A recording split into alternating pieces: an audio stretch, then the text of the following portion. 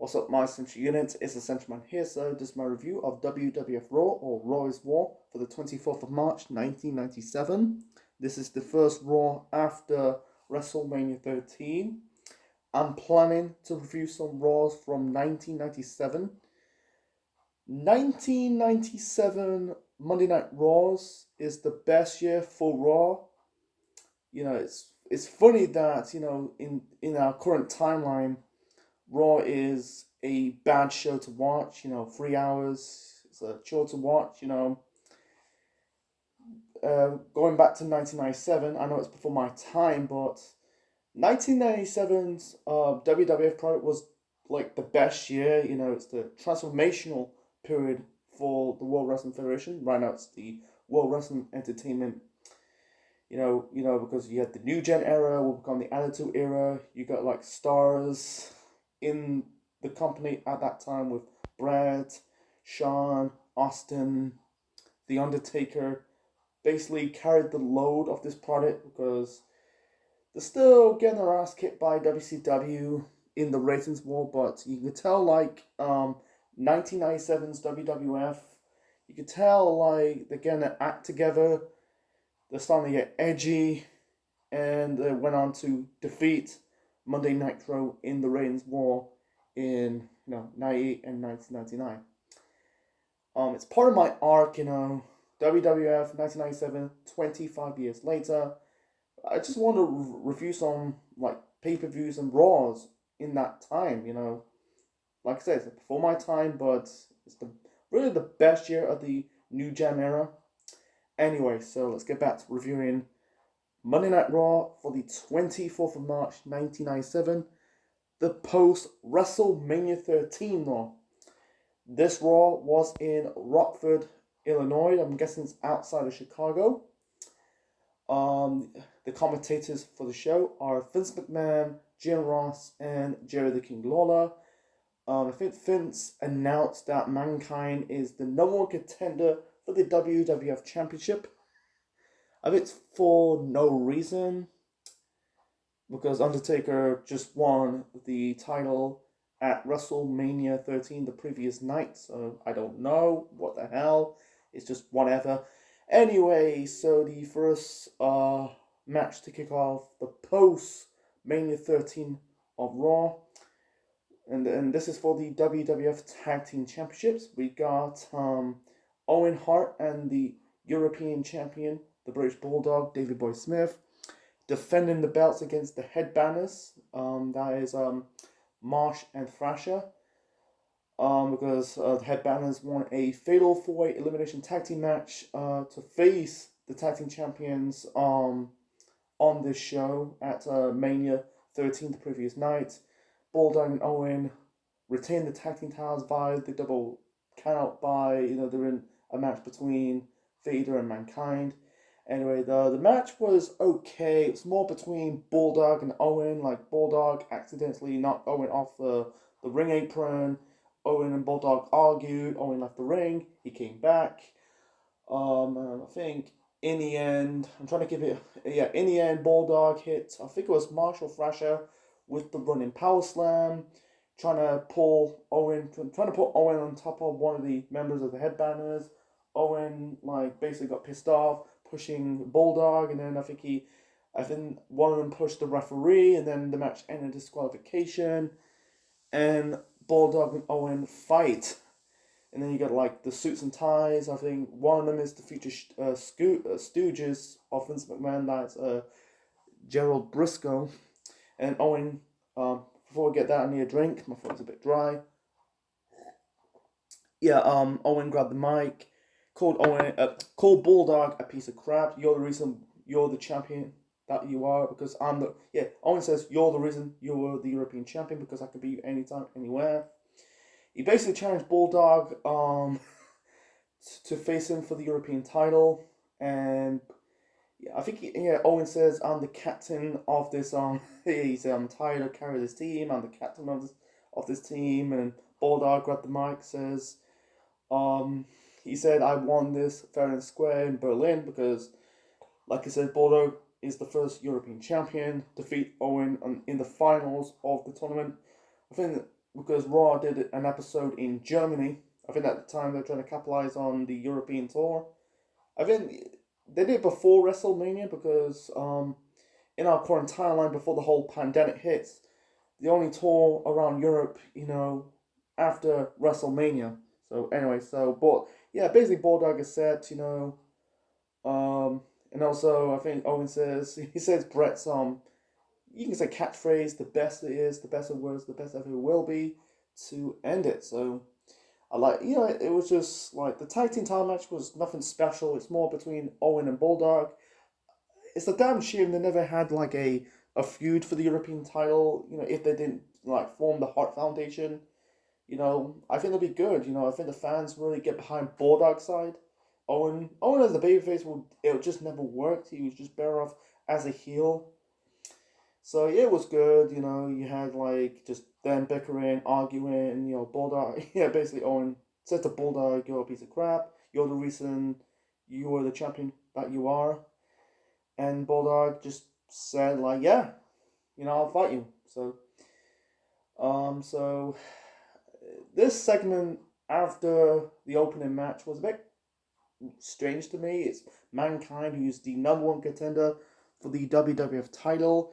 He keeps going on. He said about, "I miss my Uncle Paul." He said, "I will be the WWF champion. It doesn't mean anything because, well, Uncle Paul, I need my family. Blah blah blah. Don't let me find you." What the hell's going on? And the early stages of Mankind's character in his career is Mankind pulls his hair.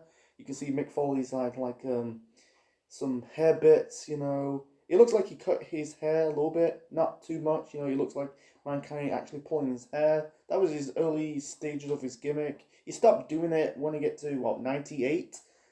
When he was the comedy Mankind.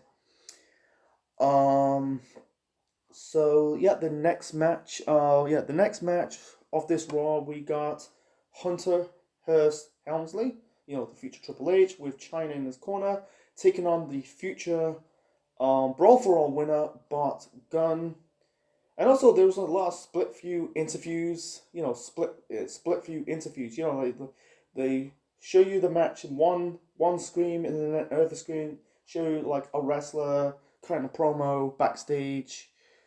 They did it, in the Owen Bulldog Headbangers tag team title match. You had the Road Warriors says like the only reason why they returned to the WWF to become the tag team champions.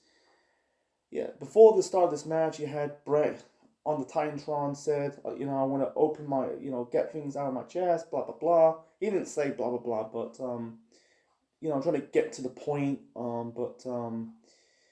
Yeah, and then you got another split screen interview with Goldust. He said that he's over the match at WrestleMania between Helmsley and Goldust. You had Marlena got attacked by China using the bear hug. I think the announcers brought that she suffered some bruised ribs. Anyway, so Goldust says there's no time for talk. It's only action. Yeah, I think he said there's no time for talk. It's now time for action.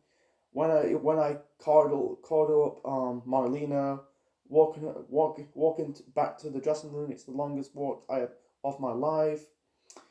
I think he said your pain will be deafening. I think it's towards Helmsley and China.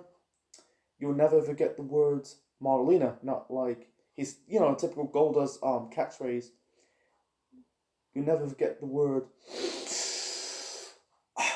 Goldust. I tried to do the impression of Goldust, Anyway, so this match was very forgettable. This is the problem with this show. It's just shitty matches.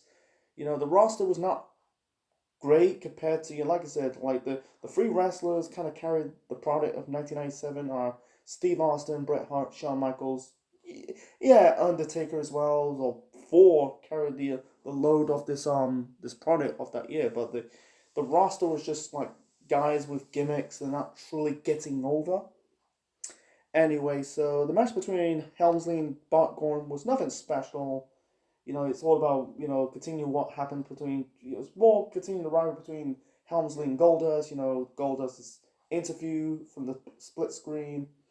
In the end, you had China. Basically, I think he pulled the ropes, Bart Gunn fell out, and China's body slam going onto the floor.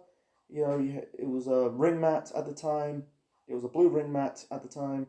I think right now it's all black. It's made out of rubber or something like that. Anyway, so in the end, Helmsley hit the pedigree onto Bart Gunn for the win. So it's just building on Helmsley. It's funny that China has no makeup in her early run, and she was a bit muscular. I think when she broke away from Triple H, in '99 or even in 2000 when she was with Eddie doing the whole Mamacita thing, she kind of slimmed down. She had I never knew she was pale, but she was like tan, and then she was pale, and then she had makeup. She was better off with makeup. China. That's just me, huh? Some people crap on China because she's a He-Man. She's got muscles. She doesn't look attractive, but people are gonna disagree. So, she had that tattoo around her back. She has I don't know. It was like Chinese symbols around her back. It's around her back, rear delt area of her body. Never knew she had a tattoo. So, yeah. So the next match, fucking hell, this is the worst match of the show. This is a AAA 6-man tag team match. This is focus on the luchadors. Fucking hell, I'm gonna pronounce these luchadors' names. So you got Hysteria. I'm not gonna pronounce it. Otherwise, you got, I think it's Hysteria, Negron, El Conesto. I'm not gonna fucking pronounce that. Fucking hell, man. They're taking on two members of Dynasty and Supernova. Fucking hell. Yeah, I'm trying to. I can't remember what's the third. I think one looks like a character from Kiss. One looks like a Power Ranger. It's like, Jesus Christ, this match sucked. It's just I get it because WWF was in a working relationship with AAA and then ECW. I think they're trying to copy what WCW were doing at the time with the cruiserweights. Bringing luchador. Basically, it's just WWF trying to be like WCW at that time.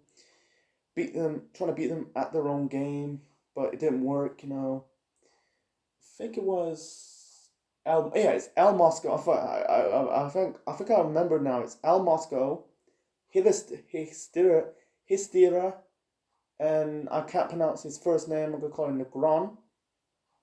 Taking on Venom, Supernova, and two members of, they call it Dynasty. Yeah, the crowd did not give a fuck. They were silent. It was just typical luchador shit. I think it's Supernova and Dynasty got the victory over Negron, Hysteria, El Mosco. Why they brought them into it? Yeah, WWF ended up doing the light heavyweight division, it's basically their answer to the cruiserweight division in WCW, but it didn't pan out that well. No one really gives a shit. With WCW, at least they, because in WCW side, you've got good luchadors like Rey Mysterio, Juventud Guerrera, Psychosis, Super Crazy was in ECW.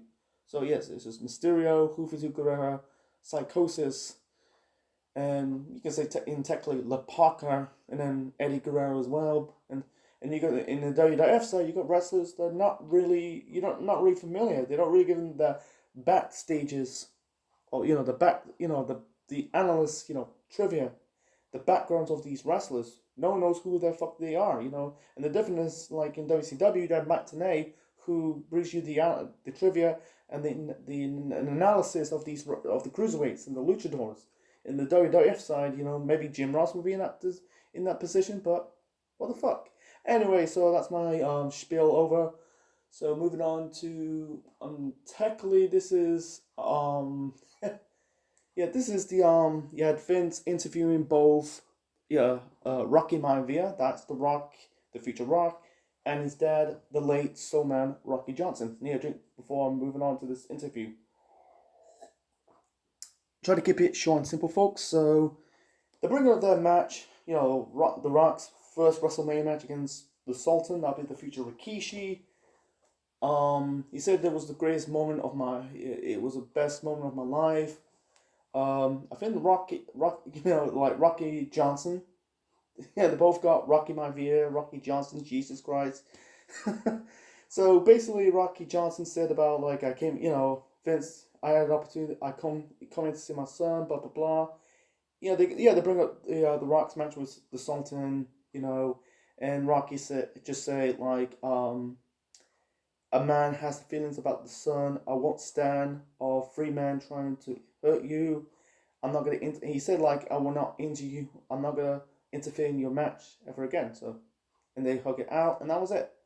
I don't want to get into more details of it. It was just what it is. Let's move on to the next match. So the next match we got Flash Funk taking on Steve Lombardi. That's the Brooklyn Brawler. Flash Funk is did I say Flunk or Funk? Flash Funk, I'm trying to say. My apologies. So yeah, Flash Funk taking on the Brooklyn Brawler. Flash Funk is Too Cold Scorpio in ECW. And this is a prototype version of what Brodus Clay will do in 2011, 2012, 2013, and a little bit of 2014 before the heel turn. That the Funkasaurus gimmick. He came out with two women. What is it called, the Funkettes. And then it's funny that they'll do that with, like I said, with Brodus Clay, the Funkasaurus introduced with the Funkadactyls. That's Cameron and Naomi. That'll be in the PG era of WWE in 2011, 12, 13. Fucking hell, man. I'm trying to keep it short and simple, folks. The match was just a glorified squash, like Helmsley and Bart Gunn. Sorry, my apologies. Bart Gunn, trying to say. Anyway, so it's just a squash match. In the end, Funk hit the 450 splash onto Lombardi, the Brooklyn Brawler, for the win. Then we got this interview segment with Ken Shamrock. This is his second Raw appearance because I think he debuted. I think it was the Go Home show to Raw. He locked in the armbar onto Billy Gunn and the ankle lock. Like Ken Shamrock. Need a drink. Sorry, folks. So Ken Shamrock never get any credit. He should be in the Hall of Fame because he revolutionized off tapping out. Yeah, he was in the Impact Wrestling Hall of Fame in 2019, but I don't think he'll be in the WWE Hall of Fame. He revolutionized of making people tapping out because he was in the UFC.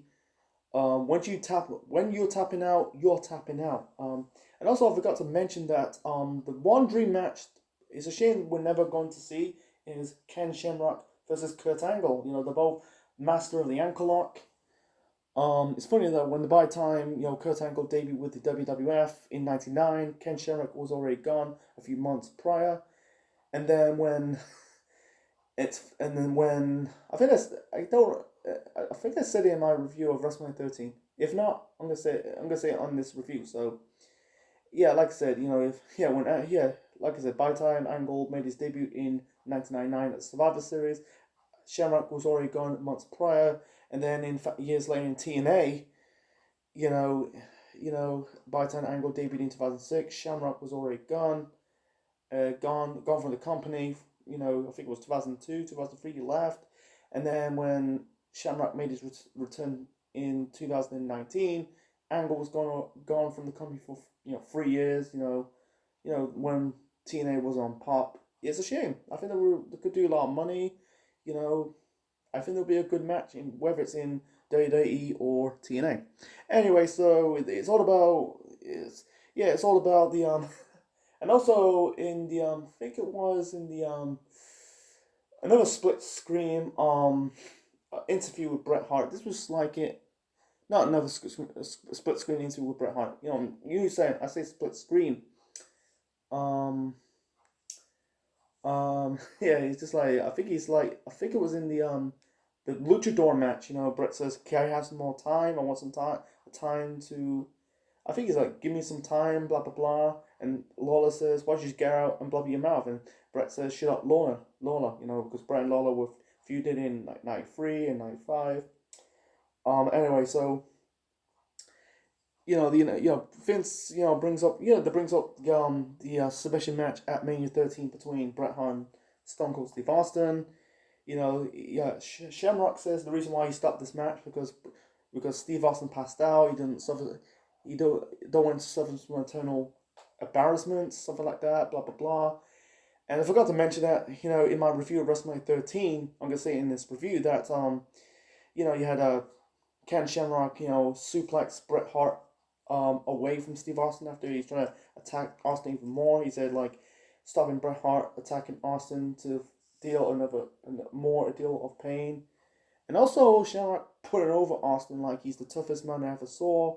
He deal a lot of pain, so it's good to Shamrock, he's just like put over Austin, he's like the toughest son of a bitch, a lot of people agree like Austin is toughest SOB, brings the fight feel. So I think that's it. And yeah, moving on to the segment you see right now. I'm gonna keep it short and simple. There's too much to talk about this segment between Bret Hart and Shawn Michaels. I'm gonna get to the key points, otherwise it'll be a very long review of this Raw. So Bret, came out, he kind of says, I'm apologizing to the fans around the world, in Germany, in Great Britain, in Japan, the Far East, South Africa. He said about apologizing to the fans for the United States and America, but Bret says there's nothing to apologize. He brings up WrestleMania 12 to WrestleMania 13. Like he brings up the match from the previous night at Mania 13 between him and Stone Cold Steve Austin. I beat the living, I I kicked who was it I beat the living pulp over Stone Cold Steve Austin. I give it I think an ass whooping, something like that. Um, he said like you cheer for him like he won, and you treat me like I lost. He said American fans treat me. They justify it. The American people fans do blah blah blah. I'm trying to keep it. Sorry, I'm trying to remember the promo that well. So yeah, they kind of censored ass. He didn't really censor. They didn't censor silent that well. He mentioned ass. So we'll get to the kiss my ass bit a little bit later. So yeah, he said the American fans, they praise like guys like criminal conflicts like Charles Manson and O.J. Simpson. Everywhere I go, they show respect, what right or wrong, and you know, you cheer for the boy toy Shawn Michaels. That's Bret calls Bret a toy boy because at the time Bret and Shawn on very bad terms. Because Bret, everyone knows the story. They're supposed to have the WrestleMania 12 rematch at Mania 13, but Shawn basically had the knee injury, did the whole lost my smile because Bret in this promo brought up, when Shawn did, lost my smile promo, everyone cry. You think I'm crying? People call me a crybaby. There were a lot of like signs says Bret, Bret crybaby. Was it Bret Hitman Crybaby? And they were trying Austin. It's a shame that Austin's not on the show. Yeah, it's still covering from the effects from that submission match at WrestleMania 13. So, and Bret says, he brings up like a role. He brings up being a role model, not someone with some earrings and some tattoos who posed to girly magazines. That's not a girly magazines. I think that was a gay magazine. So we'll get to that part a little bit later. And then yeah. And I think he calls Stone Cold Steve Austin a creep. Yeah, it brings up like I give him an ass. I think it was an ass. I kicked his ass, or give him an ass popping, something like that. Anyway, so and I'm trying to keep it short and simple because Bret's promo is kind of rambling. It's not really getting the actual point. It's just what it is. But he end this the first half of the promo says, "All you American wrestling fans can kiss my ass," and they silence the ass part. It's just what it is, Like I saw Raw, you can find some Raws on YouTube's. You find one without the swear, without the censoring of the swearing. It was just what it is. So Sean come out there. He put over Stone Cold Steve Austin as well as Ken Shamrock. Says he's the toughest SOB.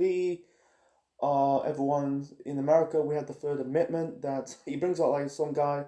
If some guy, yeah, he said to he said like if the fans, yeah, he says like paying the fans to see you and me and everyone else, they can cheer or boo whatever you want, you know, and if that person wants to have his he says like he wants his belly pierced, he will do it.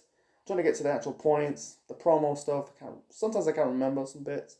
He said like if a girl wants to go ask someone for a date, if you not improve it, tough tea, my kitty. I thought he was gonna say tough shit, but you can't really. I think at the time, you're not allowed to swear. It's not PG era. It's still in the new gen era. It'll get edgier in the months to come. Like I said, like Raw is still in the middle of the 83 weeks Monday Night Raw streak. Nitro being Raw on a consistent basis. Sorry, stumbling by the way, but Sean says like I choose my life openly and freely. I don't come up a persona like you doesn't make you a better man. I'm trying to end this promo by the way because it was getting a little bit long. Trying to get to the key points. Like I said, it's always this review is going to be pretty longer. And Sean says, I can fight. I can face you right now. I'm not 100% fit. He said like yeah, people cheering me, but they ain't booing because they once booing me. I don't go around flat out of shape. Anyway, so he end this promo segment says this is America. This is the words in America. He says like love it or leave it, and then Bret attacks Sean and lock in the figure 4 leg lock onto the ring post to basically legitimately injure the knee of Shawn Michaels, because it's funny that like in WrestleMania 13, he didn't came out with crutches, he's just fine. Everyone knows he just want to do the jump to Bret, Bret in his promo says I've been screwed by the boy toy Shawn Michaels. So Bret doing that, having the last laugh was good for Bret, and he had Cycle Sid came out trying to save Shawn, and that was it. So it's not the last time we see Bret on the show. He's on commentary of the next match. So yeah, I like this promo segment. It kind of saved this Raw. We'll get to my final rating of this Raw. Like I said, it's first of many Raws I'm going to review of this year to now until December. Yeah, I think it was good. It was sometimes rambling. It's just all about Bret turning his back on American wrestling fans because it's injustice. It's to do whatever they want. Blah blah blah. It's just like they don't respect me. Yeah, he kind of says you don't respect me, I don't respect you. So I like it. And Sean's represent for the American people. Yeah, this is America. Love it or leave it. It's it's just what it is. I kind of like it. So yeah, moving on to the next match. So the next match, we got Rocky Maivia, the future Rock, taking on Leif Cassidy, the future Al Snow. This match was just a squash match, just showcased Rocky Maivia. Bret came on commentary. It's one funny moment, like when Bret was trying to come down to the ring, some fan tried to touch Bret on the arm, and Bret just kind of shrugged the fan away. And then he's on the promo. You had fans kind of confronting Bret that I think it's like I say I didn't lash out. I open my eyes while you do it. He said like, and Vince says, you just flushed your legacy down the toilet. I didn't flash no one. I didn't flash nothing down the toilet. They flush. The only thing they flush down the toilet is the fans in this arena. He brings up like countries they get respect of Bret. He brings up Germany and England and Canada, but when you come to the United States, they kind of censor off something. When it says when they see the kids seeing the signs, they kind of silence it out, and then I think Bret says, and they also censor it out. It says, "I'm a goddamn." I don't have goddamn respect from. I had no goddamn respect for you, or I don't know how. I had no fucking respect from you. Something like that. So in the end, Rocky Maivia hit the crossbody onto Leaf Cassidy for the win. And then afterwards, I think Brett says, "You want to see bad? I'll show you bad." He came out of the commentator booth, attacked Rocky Maivia, and basically injured the knee of it, and that was it. And then I think basically Leaf Cassidy, Al Snow, I think he gave them a thumbs up, or I think he did give them a thumbs up. And then another funny part, you had a little kid giving Brett the middle finger, and that was it. So the one match they never got to see in pro wrestling history is The Rock and Bret Hart. It's funny. It's funny they never really did it in the peak times. By the time The Rock was kind of like on his rise, Bret was already gone to WCW, and then Bret didn't come back until 2010. He was kind of past his best, and then The Rock came back in 2011. But it's a shame. I think they should have done it in. I think Bret should have come back in probably 99. His run in WCW was disappointing because he was part of the NWO. That's just me, but Bret was better off being. He's better. He's just. I see Bret more of a WWF guy than a WCW guy. It's like Too Cool Scorpio. He's more of an ECW guy than a WWF guy. I think the reason why he's in the WWF for a paycheck. You drink first before moving on to the next match. This is technically the final match of this Raw. So the final match of this Raw, we got Ahmed Johnson taking on Savio Vega, representative of the Nation of Domination. This is about Farouk. I think the match was ending in disqualification. You had Crush pulling Savio Vega out of the ring. And Ahmed Johnson grabbed the mic, says there was no Farouk. He challenged the Nation to a match. If I win, the Nation of Domination must leave the WWF. I don't know whether they set the challenge or not. Don't know. So moving on to the final segment of this Raw. You had Vince interviewing the Undertaker. And also you put over the fans, call them creatures. The two wrestlers calling the fans creatures are The Undertaker and also Jeff Hardy. So he called himself the Knight. I will challenge everyone, fight everyone that ever opposed from us. And also he put over Psycho Sid that to step up to face The Undertaker when you're due to go away. I can't remember the promo that well, so he kind of put him over, like you step up to face The Undertaker.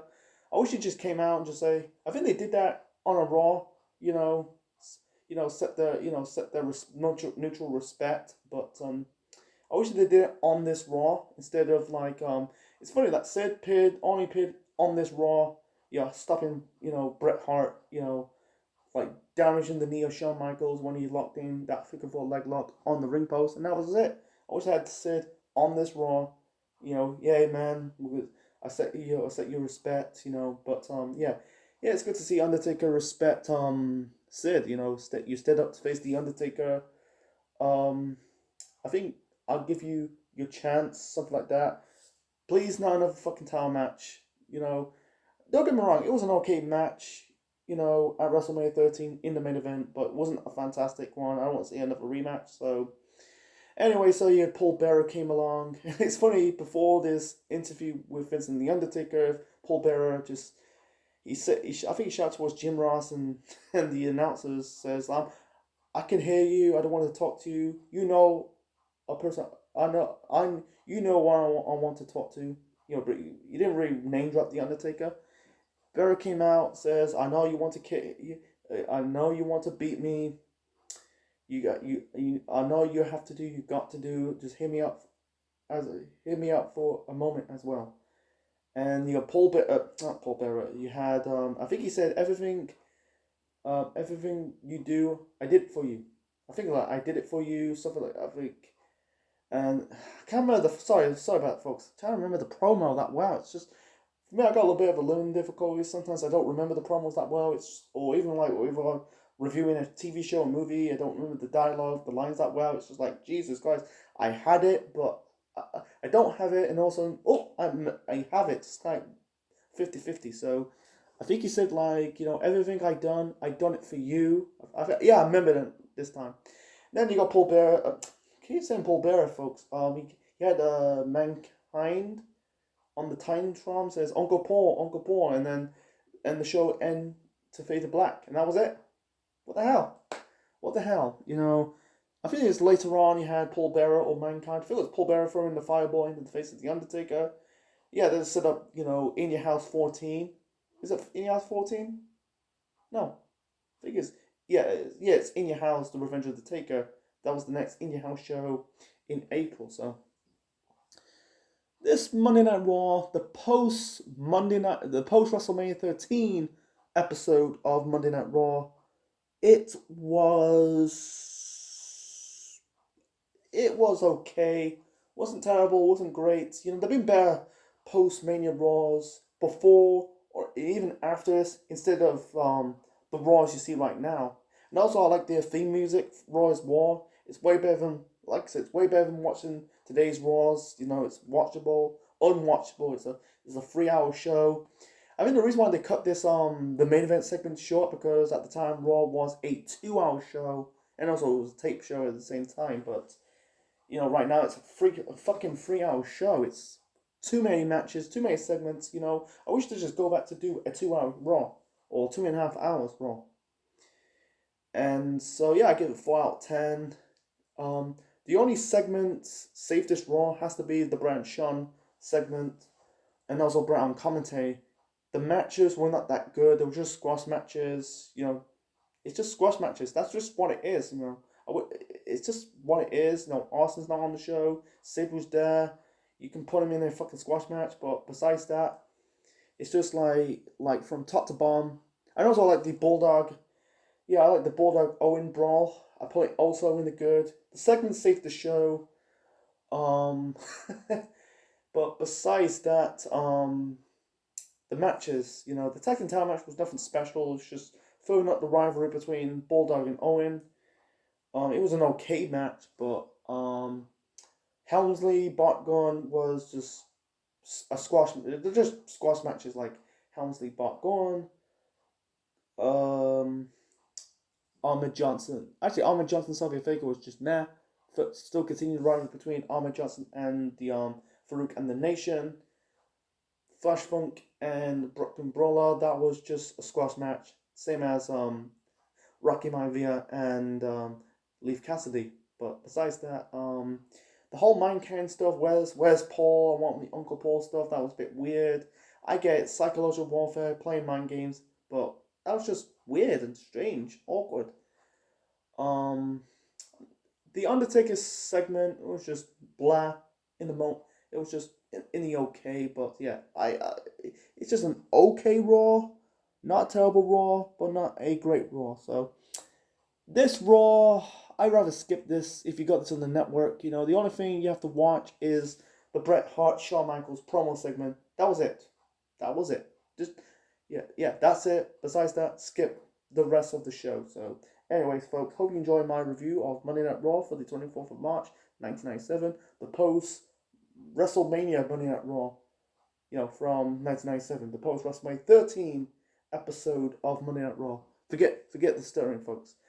Leave your thoughts in the comment section below. Smash the like button, click the like, click the bell, subscribe to the Central Man Network on YouTube. This is the Central Man officially signing out. Check you later. We'll be back next week for another episode of Monday Night Raw from 1997, and also I will review the Raw after Mania 28. We're getting closer to the 10-year anniversary of Mania 28, and also the Raw after Mania 28. So, like, share, like, share, subscribe. See you next time, folks. Thanks for watching.